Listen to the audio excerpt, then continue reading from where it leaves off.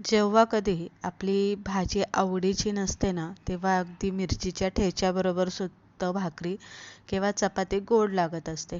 वरण भाताबरोबर तोंडी लावण्यासाठी किंवा भाजी आवडीची नसेल, तर तेव्हा तुम्ही झटपट असा मिरचीचा तेला पाण्यातला ठेचा इथे बनवू शकता. आता इथे मी मिरच्या घेतलेल्या आहे. अर्ध्या मिरच्या मी इथे तिखट नसणाऱ्या घेतलेल्या आहे आणि अर्ध्या मिरच्या मी इथे तिखट घेतलेल्या आहे. लसूण मात्र हा ठेचा बनवताना भरपूर घालायचा आहे. इथे लसणाची वरची जी साल असते ती मी काढून घेतलेली आहे.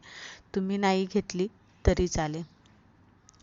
नंतर ना तव्यामध्ये आपल्याला घालून घ्यायचं आहे. तव्यामध्ये घ्या किंवा कढईमध्ये घ्या, घालून घ्यायचं आहे आणि त्यामध्ये आपल्याला मीठ घालून घ्यायचं 1 चमचा आणि पाणी घालायचे मिरच्या आणि लसूण बुडेपर्यंत एवढं आपल्याला पाणी घालायचे, हलवायचे आणि झाकण ठेवून आपल्याला ह्या शिजून घ्यायच्या. आता शिजून घ्यायला गॅस मिडियम ठेवायचा आहे आणि साधारणतः 7-8 मिनटं तरी ह्या मिरच्या आणि लसूण चांगला शिजवून घ्यायचा.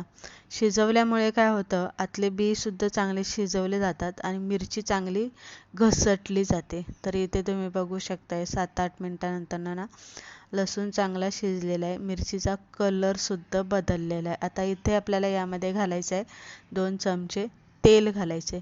पहिल्या पाण्यात शिजून घ्या आणि मग तेल घाला, म्हणजे व्यवस्थित त्याची जी टेस्ट असते ती खूप छान लागते आणि सगळ्यात महत्त्वाचं म्हणजे ठेचा अजिबात तिखट लागत नाही.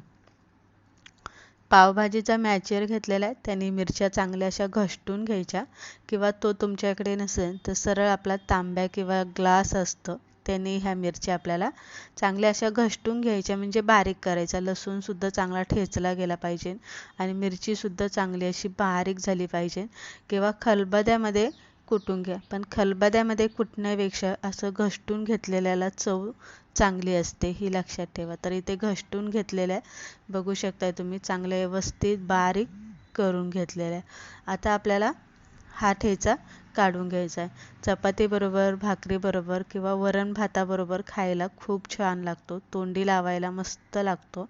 भाजी एखादी आवडीची नसेल तर अगदी तुम्ही ह्या ठेच्याबरोबर सुद्धा तुम्ही भाकरी किंवा चपाती खाऊ शकता.